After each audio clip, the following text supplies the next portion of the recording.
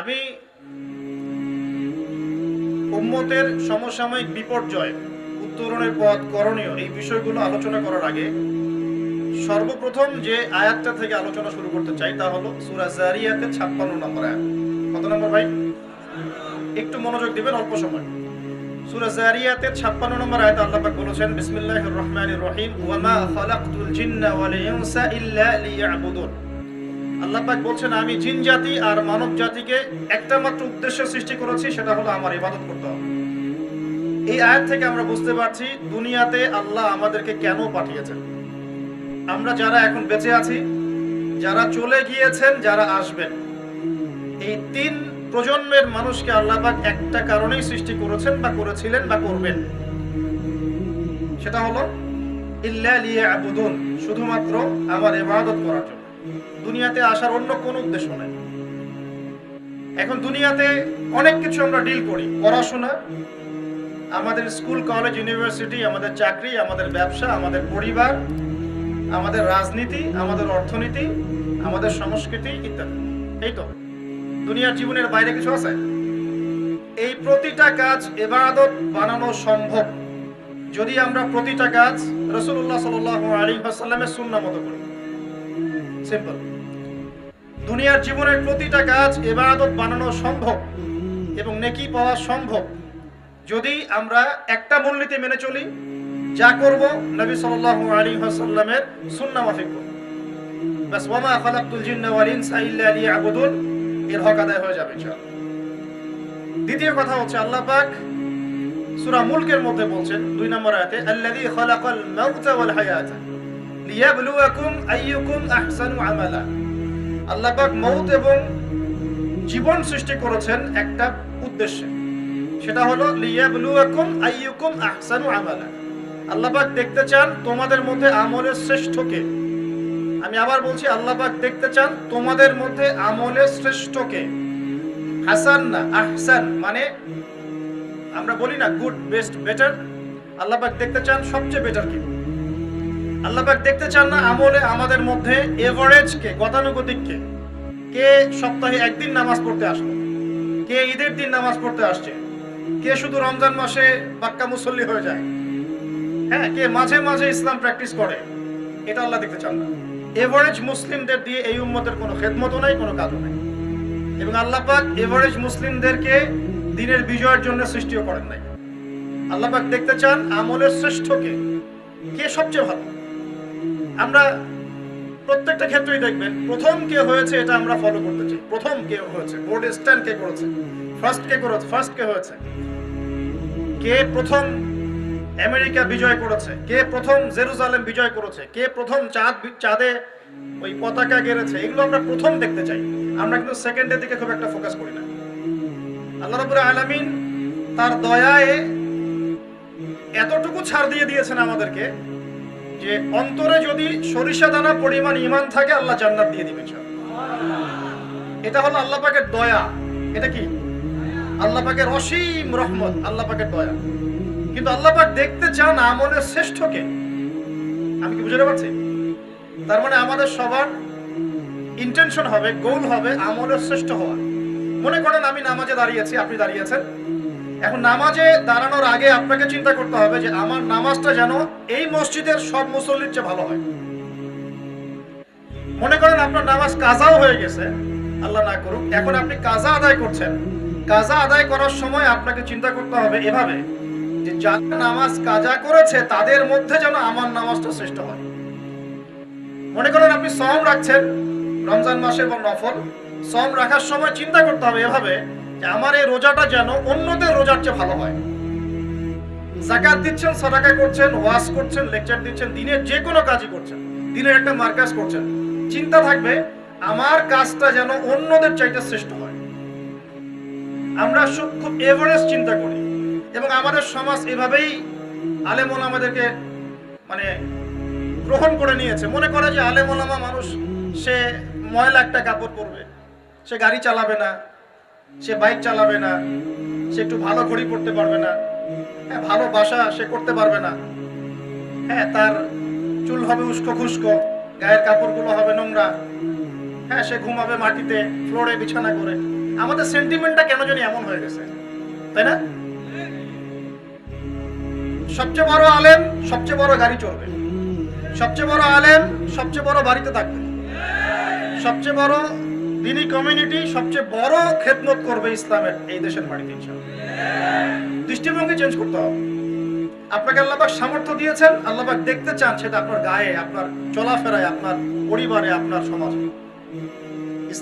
ইসলামের দায়িত্ব যদি ইসলামপন্থীদের কাছে আসে, তাহলে পৃথিবীর বুকে সবচেয়ে গর্জিয়াস কান্ট্রিটা হবে বাংলাদেশ।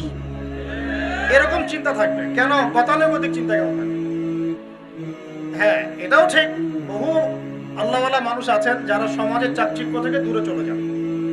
এটাও দরকার আছে, কারণ সমাজটা কলুষিত, এখানে ঢুকে এটাকে সংস্কার করতে গেলে হয়ে ওঠে না, এজন্য তারা বাধ্য হয়ে এখান থেকে সরে আসে। এটাও একটা অপশন। আমি এমন আলেম দেখেছি বাংলাদেশের মাটিতে, আসলে বলে বোঝাতে পারবো না, যেটাই বলবো সেটাই কম হয়ে যাবে। এতটুকু বলবো খালি, তারা এই জগতের মানুষ নয়, তারা এই জগতেরই মানুষ না। এই জগতের নোংরামি, ফাহেসা জিনিস, এই জগতের ফিতনা, ফাসাদ, এসব থেকে সম্পূর্ণ মুক্ত। এই জগতেরই মানুষ না তারা। এমনও মানুষ এই বাংলার মাটিতে আছে, রাতের বেলা তারা চোখের পানি ফেলেন, হ্যাঁ, তাহাজ্জুদে তারা এই উম্মার জন্য দোয়া করেন। আর বলতে চাচ্ছি না। শোনেন, এখন আমরা আমাদের ফিলোসফিটা কিভাবে সাজাবো? আমরা ইসলামের যে কাজটাই করব সবচেয়ে সেরা ভাবে করার চেষ্টা করব। একটা দিনই প্রতিষ্ঠান করেছেন, সবচেয়ে সেরা প্রতিষ্ঠান হবে।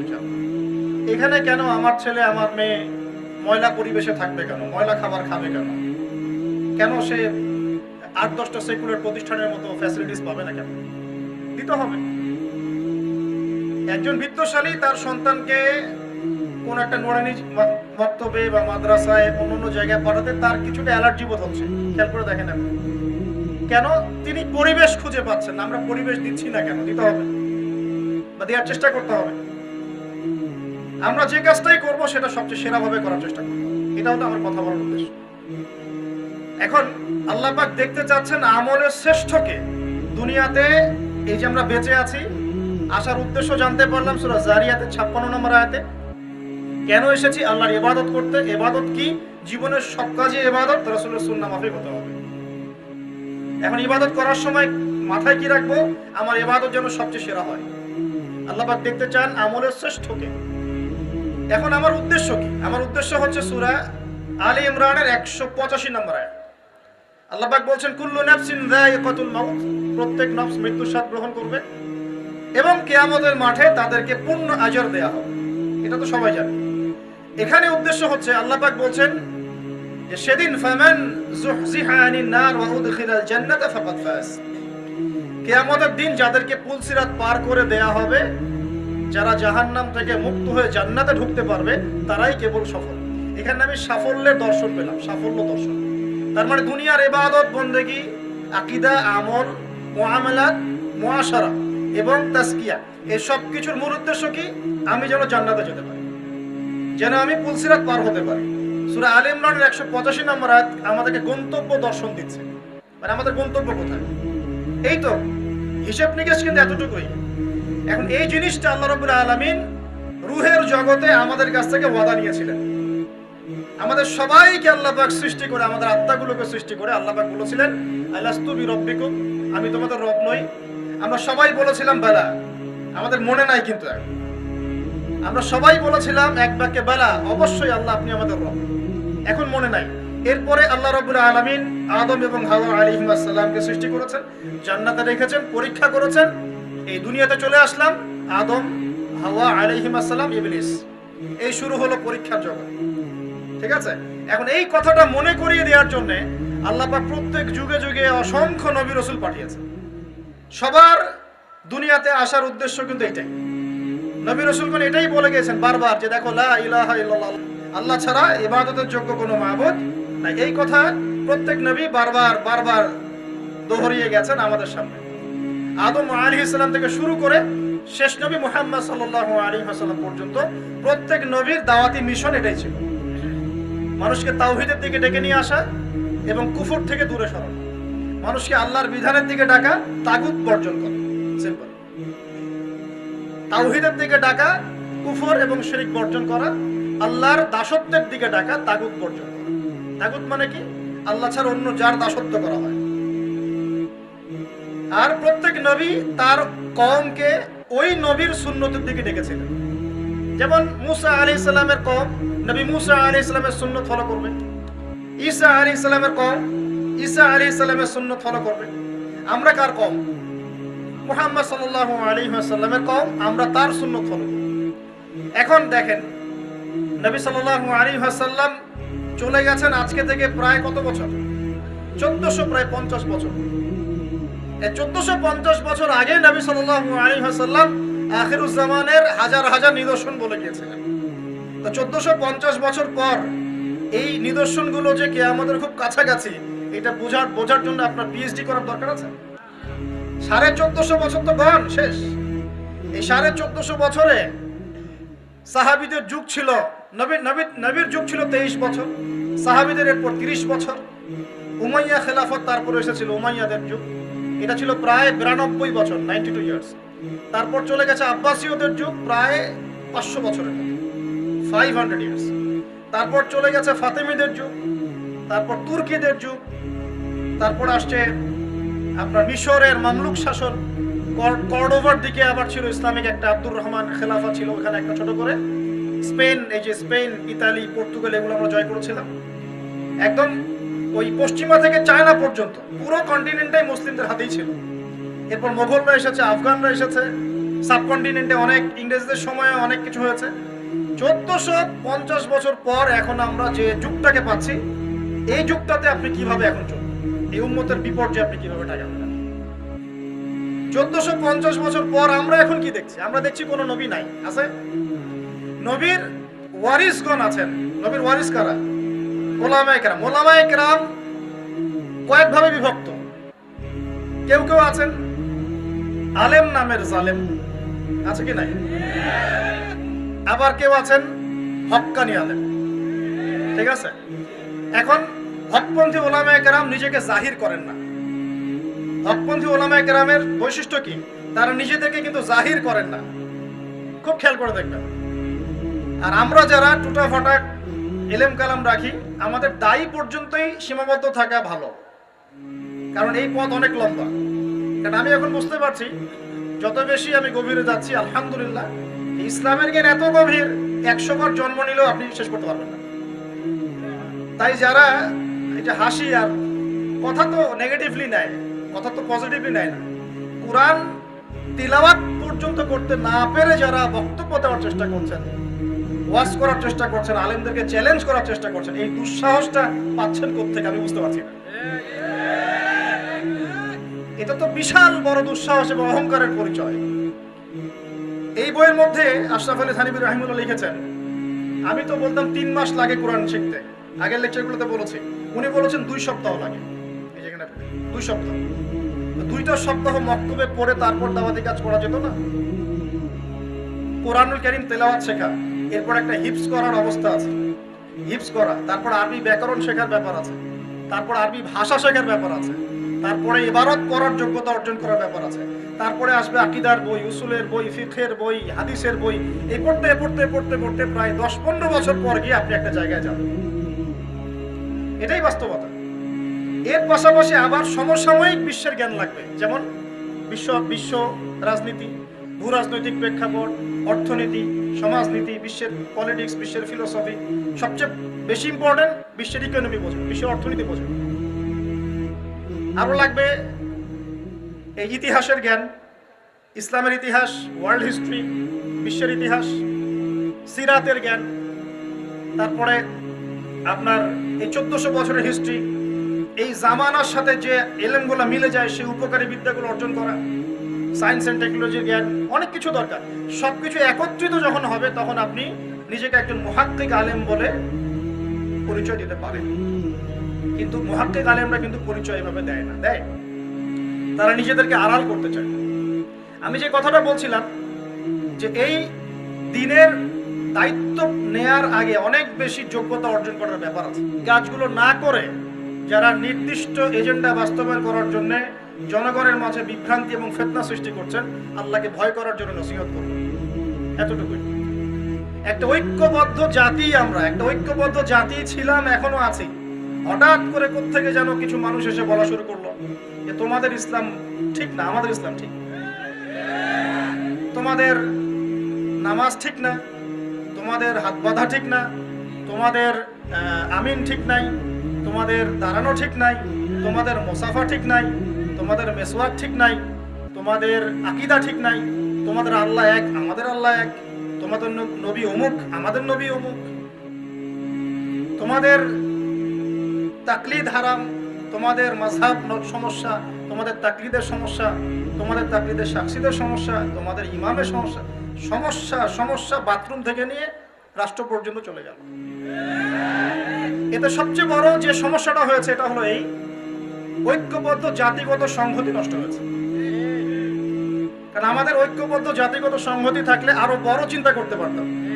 একটা জাতি ঐক্যবদ্ধ আছে, সবার মধ্যে একটা একই রকম ইসলামের বুঝ আছে, এখন আমরা আরো বড় চিন্তা করতে পারতাম যে ইসলামী অর্থনীতি প্রতিষ্ঠা হোক, বা ইসলামিক সমাজ প্রতিষ্ঠা হোক, বা ইসলামিক বিপ্লব হোক, বা আস্তে আস্তে আমরা বিশ্বে আবার দাপটের সাথে চলা শুরু করি। এখন তো ওগুলো নিয়ে আপনি কথাই বলতে পারবেন না, বিকজ আপনাকে তো হাত বাঁধাতে ব্যস্ত করে রেখেছে ওরা। এই একবিংশ শতাব্দীতে এসেও এই মাসআলা নিয়ে ঝগড়া করতে হচ্ছে। তখন ওলামায়ে কেরামের কোনো রাস্তা খোলা ছিল না, তারাও বাধ্য হয়ে তখন কলম ধরা শুরু করলেন। এতে করে তাদের মূল্যবান সময়গুলো তারা নষ্ট করে ফেলল। আপনারা ভিতরে চিন্তা করার চেষ্টা করেন আসলে ইম্প্যাক্ট কোন জায়গায় পড়ছে। এই যে নবীগণ উত্তরসূরি কারা? মুহাক্কিক ওলামায়ে কেরাম, যারা নিজেদেরকে জাহির করেন না, কুরআন হাদিসের গভীর জ্ঞান আছে এবং সমসাময়িক বিশ্ব সম্পর্কে তাদের অনেক জ্ঞান আছে, এবং তারা এই ফিতনাময় বিশ্ব থেকে নিজেকে আড়াল করতে চান এবং ঐক্যের কথা বলেন, জনগণের তাজকিয়ার কথা বলেন, বিশুদ্ধ আকীদার কথা বলেন, আমলের কথা বলেন এবং সমাজের ফিতনাগুলোকে দূর করার চেষ্টা করেন। যখন এর বিপরীত কোন আচরণ আপনি সমাজে দেখতে পারবেন, বুঝবেন এর মধ্যে দাল মে কুছ কালা নাই, পুরা দাল হি ইহা পে কালা হ্যায়। কথা কি বুঝতে পারছেন? সরাসরি বললে আমারও সময় নষ্ট হয়। এখন আগে আমি আমার কনক্লুশন আসি, পরে কথা বলছি। এখন আপনার সামনে নবী নেই, আছেন উলামায়ে কেরামের মধ্যে, আপনি মুহাক্কিক আলেমদেরকে খুঁজে বের করার দায়িত্ব আপনার। এই দায়িত্ব আল্লাহ পাক আপনাকে দিয়েছে, আপনি খুঁজে বের করেন। আপনি যদি মুসা আলাইহিস সালামের মতো জ্ঞান পিপাসী হন, আজকে সূরা কাহফ পড়েছেন না, মুসা আলাইহিস সালামের মতো জ্ঞান পিপাসু হলে আল্লাহ আপনাকে খিজির এর সন্ধান দিবেন ইনশাআল্লাহ। আর মুসা আলাইহিস সালামকে খিজির আলাইহিস সালামের কাছে দলিল চার্জ করেছিল, নৌকা ফুটা করলেন কেন? দলিল দেন বলেছিল। কারণ মুসা আলাইহিস সালাম তো বুঝতে পারবেন না দলিলটা কি। ইন্নাকা লা তাসতাতিআ মা'ইয়া সাবরা, তুমি তো আমার সাথে ধৈর্য ধরতে পারবে না। এখন এই বইয়ের মধ্যে যে গভীর কথাগুলো লেখা আছে, প্রত্যেক পদে পদে যদি আপনি দলিল চার্জ করেন, তিনি কি আপনাকে দলিল দিলে আপনি বুঝবেন? বুঝবেন না। অন্যদিন কথা হবে এগুলো নিয়ে। দেখুন, একজন মানুষ ইসলাম পালন করতে হলে তাকে কোরআন এবং হাদিস ফলো করতে হবে। কোরআন এবং হাদিস এখনকার এই জেনারেশনে আমরা যারা বেঁচে আছি, আমাদের কারো পক্ষেই সরাসরি পালন করা সম্ভব না। এটাই বাস্তব কথা। কোরআন হাদিসের সব কিতাব আপনার সামনে আমি দিয়ে দেই, আপনি আমাকে মাসলা বের করে দিতে পারবেন? দিতে হলেও আপনাকে মিনিমাম 20 বছর 30 বছর পড়াশোনা করতে হবে।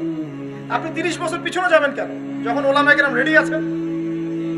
আশ্চর্য কথা, বুঝতে পারছেন না? আইন, দেশে একটা সংবিধান আছে তো, এখন আইনি কোনো জটিলতা হলো, এখন আপনি আইনজীবীর কাছে গিয়েছেন, আইনজীবীর কাছে গিয়ে আপনি আইনের একটা সলিউশন চাচ্ছেন, তিনি আপনাকে একটা সলিউশন দিচ্ছেন, আপনি সেটা গ্রহণ করেন না? নাকি তার কাছে দলিল চার্জ করেন, না সংবিধানের ধারা আমাকে বুঝান তারপর নিব, এরকম কিছু বললেন? ডক্টরের কাছে আপনি যান, গিয়ে আপনার রোগের ব্যাপারে কথা বলেন, ডক্টর আপনাকে পুরো প্রেসক্রিপশন করে দেয় সুন্দর মতো, একদম সবগুলো পরীক্ষা নিরীক্ষা করার পর আপনি কি প্রত্যেকটা পদে পদে তাকে চার্জ করেন? সে দলিল দিলেও কি আপনি মেডিকেল সায়েন্সের কঠিন ভাষা বুঝতে পারবেন? এই সহজ বিষয়টা আমরা দিনের ক্ষেত্রে কেন বুঝতে পারি না? এই সহজ একটা বিষয় যে সবাই দিনের গভীর জ্ঞান অর্জন করতে পারবে না। হয়তো উম্মার একটা অংশের মানুষ গভীর জ্ঞান অর্জন করবে, বাকি অংশের মানুষ কি করবে? সে আলেম ওলামার কাছে দ্বারস্থ হবে, তাদেরকে জিজ্ঞাসা করে মাসআলা নেবে, এবং যদি দেখা যায় কোনো মাসআলায় একাধিক সলিউশন আছে, তাহলে আপনি যেটা ইচ্ছে সেটা পালন করতে পারেন। মনে করেন আপনি যদি রাতের বেলা সালাত 2 রাকাত করে পড়তে থাকেন, হাদিসে আছে আপনি করতে পারেন। আবার কেউ যদি রাকাত সংখ্যার দিকে খেয়াল রাখে, সে বলেছে না আমি 11 রাকাত পড়েছি, আচ্ছা ও বেচারা না হয় পড়েছে, তো পড়ুক, সমস্যাটা কি?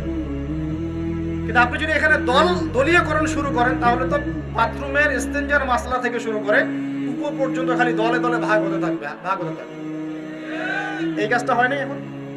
এক সময় যারা বলতো আমরা কোনো দলে নাই, আমরা একদম সরাসরি কোরআন সুন্নাহর অনুসরণ করি, তাদের মধ্যে এখন 8টা-10টা দল হয়ে গেছে। একদল বায়াত নাই, একদল নেয় না, একদল ফর্ম পূরণ করে, একদল করে না, একদল ভাগা কুরবানি দেয়, একদল দেয় না, একদল 8 রাকাত, একদল 20 রাকাত। ওদের মধ্যেই যারা বলতো আমরা চূড়ান্ত সঠিক, অন্যদের কথা বাদ দেন। তো এগুলো সার্কাস আমরা আর দেখবো না ইনশাআল্লাহ। আমরা কি করব? এই যে উত্তরণের পথে আসে, ওলামায়ে কেরাম সামনে আছে, হকপন্থী আলেম আপনি খুঁজে বের করবেন। হকপন্থী আলেমদের বৈশিষ্ট্য কি আমি বইয়ের নামগুলো বলে দিয়েছি, পড়ুন, ইনশাআল্লাহ আলেম ওলামারা আপনাকে গাইডলাইন দিবেন। ওলামায়ে কেরাম ভুল করতে পারেন, মানুষ তারা, যদি ভুল হয়ে যায় তখন আপনি একই বিষয়ে একাধিক আলেমের পরামর্শ নেবেন, একই বিষয়ে একাধিক আলেমের পরামর্শ নেবেন। আর মনে রাখবেন, মুহাক্কিক আলেমরা কখনোই শরীয়তের একটা অংশকে বাদ দিয়ে শরীয়তকে ডিল করেন না। তারা শরীয়তের পুরো অংশ নিয়েই কথা বলেন। আর এমন না যে আমরা শুধু তাসবিহ তাহলিল জিকির আজগার নিয়ে পড়ে আছি, এমন না যে শুধু আমরা নামাজ নিয়ে কথা বলি, এমন না যে শুধু আমরা দাওয়াত নিয়ে কথা বলি।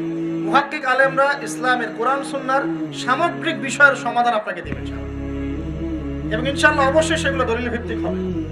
তবে সব দলিল বোঝার ক্ষমতা কিন্তু আল্লাহ আপনাকে দেননি। ওই লেভেলে আসতে হলে আপনাকে আরো 20 বছর পড়াশোনা করতে হবে। আল্লাহ পাক আমাদেরকে কথাটা বোঝার তৌফিক দান। এখন আসেন, আলেম ওলামা আছে নবীদের ওয়ারিস, সংকট খুঁজে বের করে সমাধান আসতে হবে। সংকটগুলো আপনাকে আগে কয়েকটা মোটা দাগে দেখাই, অল্প সময় নিচ্ছি। সংকট হচ্ছে ওই স্বর্ণ যুগে ইসলাম যে অবস্থায় ছিল, আজকে থেকে 1400 বছর আগে, ইসলাম ছাড়া তখন কিছুই ছিল না। তখন কি ইসলাম এবং জাহেলিয়াত পাশাপাশি অবস্থান করেছিল? রাসূল সাল্লাল্লাহু আলাইহি ওয়াসাল্লাম ইসলাম কায়েম করার পরের কথা বলছে, মানে তার ওফাতের পরবর্তী জেনারেশন, যেটা খায়রুল কুরুন বলতে আমরা যা বুঝি, ওই সময় কি ইসলাম আংশিক ছিল না পরিপূর্ণ ছিল? তো এখন প্রথম কথা আমরা সমাজে দেখছি ইসলাম পরিপূর্ণ আকারে নাই, আংশিক আছে। 1 2 ইসলাম কি উপরের লেভেল থেকে ছিল না শুধু নিচের লেভেলে ছিল? উপরের লেভেল থেকে ইসলাম ছিল, এখন আপনি ওখান থেকে পাচ্ছেন না, ওয়ার্ল্ডের কোনো কান্ট্রিতেই পাচ্ছেন না, অল্প কিছু জায়গা বাদ দিয়ে। ওই সময় কি অর্থনীতির মধ্যে হারাম কিছু ছিল না হালাল ছিল? হালাল ছিল। তার মানে এখন আপনি অর্থনীতি দেখলে দেখবেন এখানে হারামের পরিমাণ বেশি, হালাল কম। ওই সময়কার সমাজ যদি আপনি দেখেন, ওই সময়কার সমাজে কি ইসলাম ছাড়া অন্য কোনো বিজাতীয় মতাদর্শ ছিল কিনা, না শুধু ইসলামিক মতাদর্শ ছিল? বলেন। তাহলে এখনকার সমাজ আপনি দেখতে পাচ্ছেন যে না, এখন ইসলামিক সংস্কৃতি মতাদর্শ থাকলেও এর সাথে বিজাতীয় অনেক আদর্শ দর্শন একাকার হয়ে গেছে। এই না বিষয়টা? তৎকালীন যুব সমাজের চেতনা এবং এখনকার যুবকদের চেতনা কি এক কিনা? অনেক পার্থক্য না? অনেক পার্থক্য। তৎকালীন সময়ে ঘরে ঘরে যেমন কোরআন এবং সুন্নাহওয়ালা মানুষ ছিল, এখন কি ঘরে ঘরে আছে কিনা? তৎকালীন সময় মানুষ কোরআনের হক যেভাবে আদায় করতো, এখন মানুষ করছে কিনা?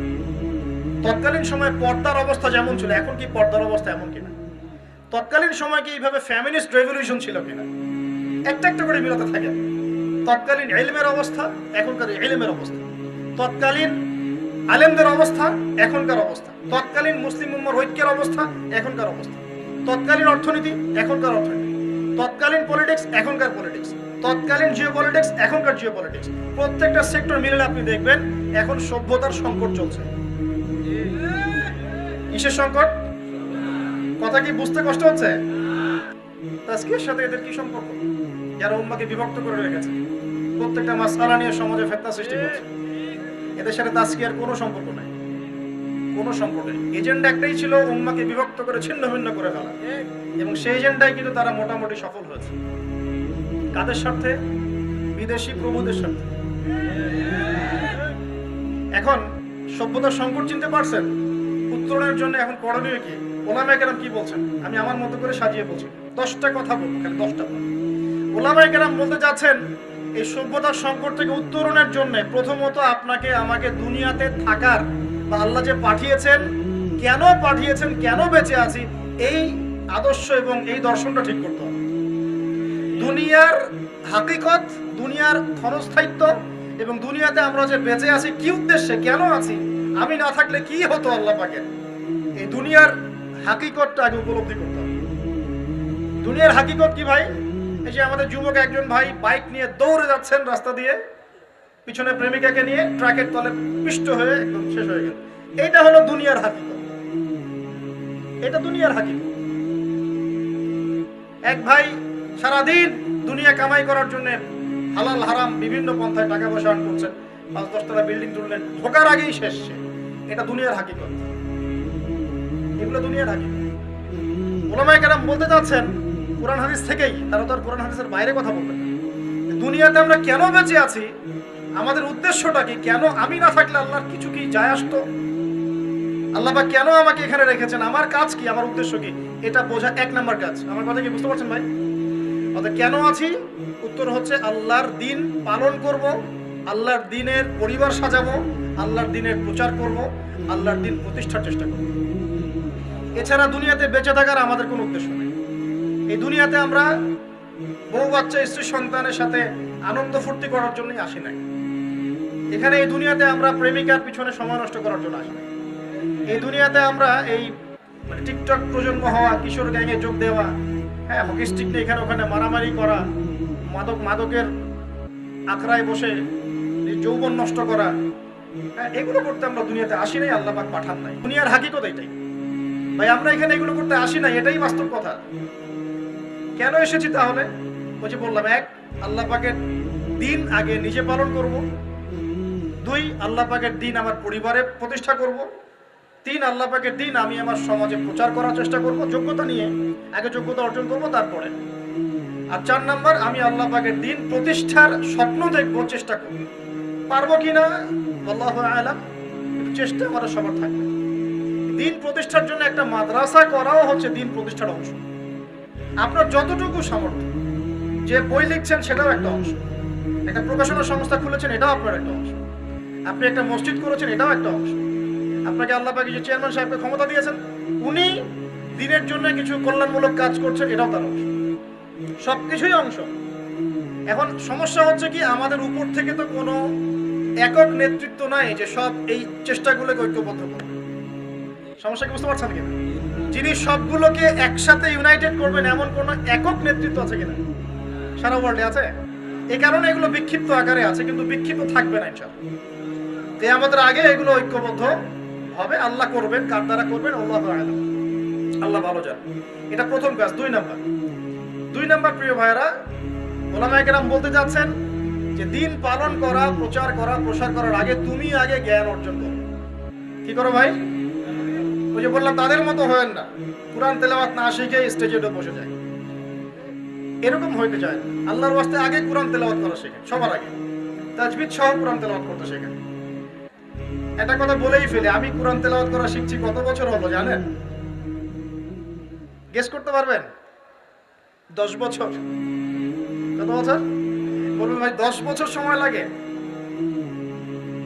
10 বছর। শেখার কোনো শেষ নাই, শেখার কোনো শেষ নাই। এখন বলেন, এটাও বলি, এখন আমার এখনকার ওস্তাদকে জানেন? আমার নিজের স্ত্রী, আমার নিজের স্ত্রী।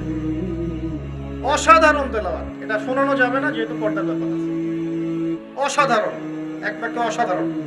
এখনো জিজ্ঞাসা করি এই জায়গাটা কেমনে পড়ো, এমনে। শেখার কোনো শেষ নাই।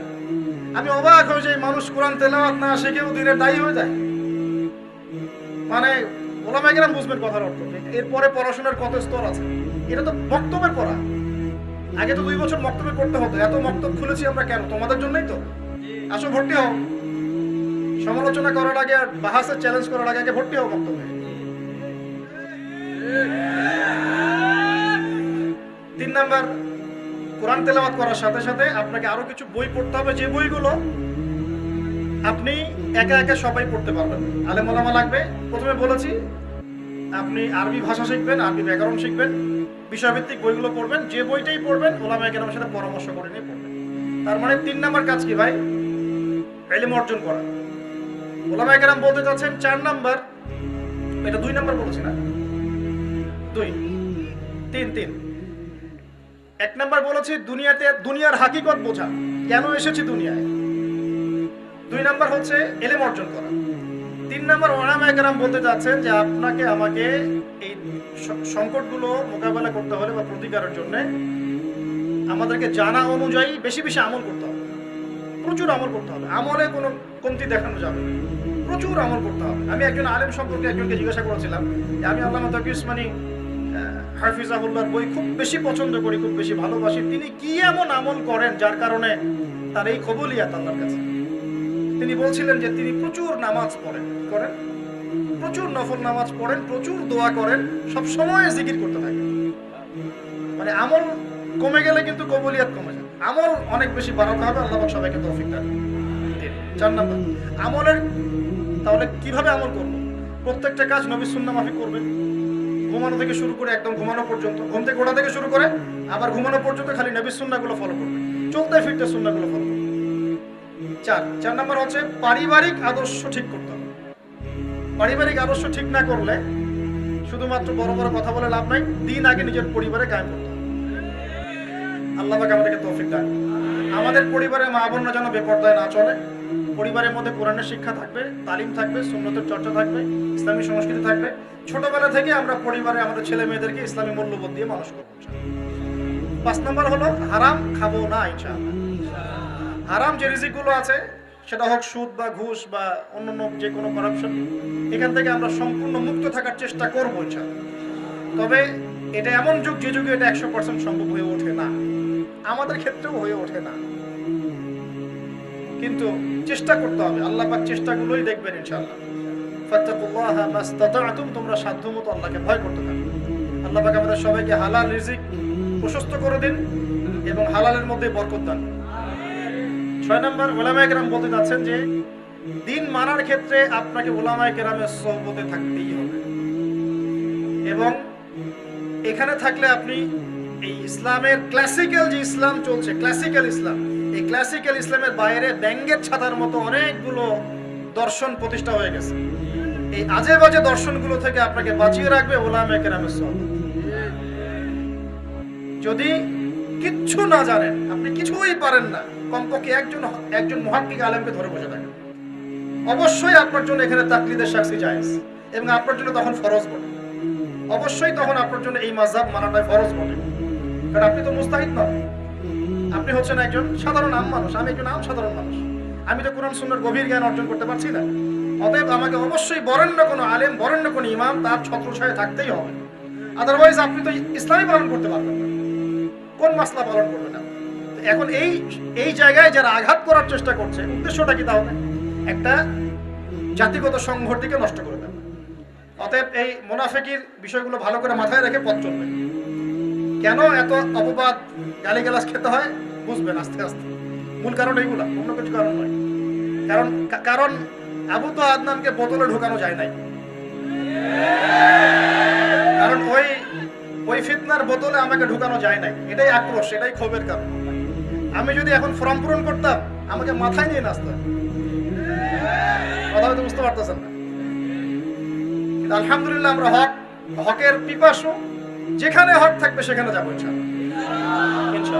হ্যাঁ, তাদের মধ্যেও যদি কোনো হক বিষয় থাকে সেটা নিয়ে বলছেন, কোনো সমস্যা নাই। ওইটুকু হক নিতে আমার কোনো সমস্যা নাই, কিন্তু আংশিক ইসলাম পালন করবেন, আংশিককে রিফিউজ করবেন, ইসলামের আংশিকতাকে জনগণের সামনে তুলে ধরবেন, সমাজে ফিতনা লাগাবেন, জাতিগত সংহতি নষ্ট করবেন, সেগুলোর বিরুদ্ধে কথা বললে খারেজি ফতোয়া মারা শুরু করবেন। এসব ফতোয়া আমাদের কাছে টিস্যু পেপার, আর কিছুই না। আল্লাহ পাক আমাদের সবাইকে পরকালের স্বার্থে কাজ করার তৌফিক দান। প্রিয় ভাইয়েরা, উলামায়ে কেরাম এটা বলতে চান যে মুহাক্কিক যে কোনো উলামায়ে কেরামের সোহবতে সেদিন শিখবেন। আপনি যদি কিচ্ছু না বসেন, অন্তত একজন আলেমের কাছে, একজন, অন্তত যে কোনো একজন, তিনি আপনাকে পথ দেখাবেন ইনশাআল্লাহ। এতটুকু আপনার কর্তব্য। 7 নাম্বার, প্রিয় ভাইরা, 7, 8, 9, 10, 4টা বলে খালি শেষ করে দিই। 7 নাম্বার হচ্ছে যে আল্লাহ পাক আমাদেরকে যতটুকু সামর্থ্য দিয়েছেন, এই সামর্থ্য অনুযায়ী দিনের পথে খরচ করতে হবে। ব্যয়, আমরা তো জান দেওয়ার কথা আগে বলি, জান দেওয়ার কথা আল্লাহ আগে বলেন নাই। আল্লাহ পাক, মহান আল্লাহ পাক আগে বলেন নাই। আল্লাহ পাক আগে মাল কুরবানি দেওয়ার কথা বলেছেন। আল্লাহ পাক আগে মাল কুরবানি দেওয়ার কথা বলেছেন। ইভেন যেখানে আল্লাহ পাক জিহাদ শব্দ ইউজ করেছেন সেখানেও আগে মালের কথা এসেছে। ওয়াজাহিদু ফি সাবিলিল্লাহি বি আমওয়ালিকুম ওয়া আনফুসিকুম, আগে মালের কথা বলেছেন। মাল দেওয়া এত সহজ না, তো এত সহজে বের হয়? আর বিশ্বাস করেন আল্লাহর পথে খরচ করার জন্য অর্থের দরকার নাই, এটা কলিজার দরকার। খালি কলিজার দরকার, কলিজা থাকলেই খরচ হবে ইনশাআল্লাহ। প্রিয় ভাইরা, আল্লাহর পথে খরচ করুন। প্রতিদিন 10 টাকা হলেও সদকা করুন, প্রতিদিন 1 টাকা হলেও সদকা করুন। একটা বাসায় ব্যাংক রাখুন, আপনি প্রতিদিন একটু করে জমান।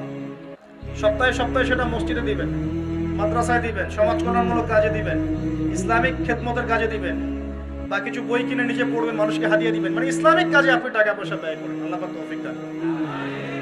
একটা খালি পয়েন্ট বলি, ইসলামিক ইকোনমিক্স এর সবচেয়ে বেসিক জিনিসটা কি বলেন তো দেখি? বলেন, কে পারবেন? যাকাত। হ্যাঁ, এক্স্যাক্টলি, যাকাত। আপনারা কি জানেন সারা পৃথিবীতে এই রমজানে কত টাকার যাকাত উঠেছে? সম্ভবত $100 বিলিয়ন। 100 বিলিয়ন ডলার কত জানেন? আমরা যে IMF এর কাছে লোন চাই, তারা কতটুকু লোন দেয়? 5 বিলিয়ন, 10 বিলিয়ন, হ্যাঁ, 15 বিলিয়ন, 2 বিলিয়ন, 4 বিলিয়ন, এরকমই তো। সারা ওয়ার্ল্ডে রমজানে যাকাতই উঠেছে $100 বিলিয়ন মতো। ইসলামিক অর্থনীতির ভিত্তি এটা।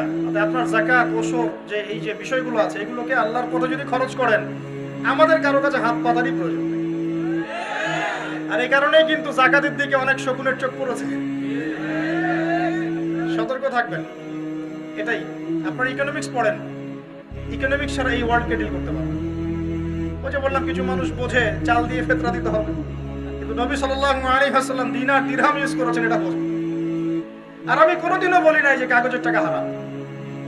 এরা অপবাদ দেওয়াতে পটু সেরা। এরা তো আবু হানিফা রাহিমাহুল্লাহকে অপবাদ দিতে বাদ রাখে না। আমি তো কিছুই না, আমি বলেছি সিস্টেমটা হারাম। কারণ এই সিস্টেমের মধ্যে টাকার মান কমে যায়, ইন্ট্রিনসিক ভ্যালু কমে যায়। ইসলামিক যে দিনার এবং দিরহাম রাসূল সাল্লাল্লাহু আলাইহি ওয়াসাল্লাম ইউজ করেছেন, সেটা এখন বিশ্বের কোথাও নাই। এখন নাই, বাধ্য হয়ে আমরা এটা ফলো করছি। অনেক কিছু তো ইসলামে নাই, এখন তো বাধ্য হয়ে আমাদের করতে হচ্ছে।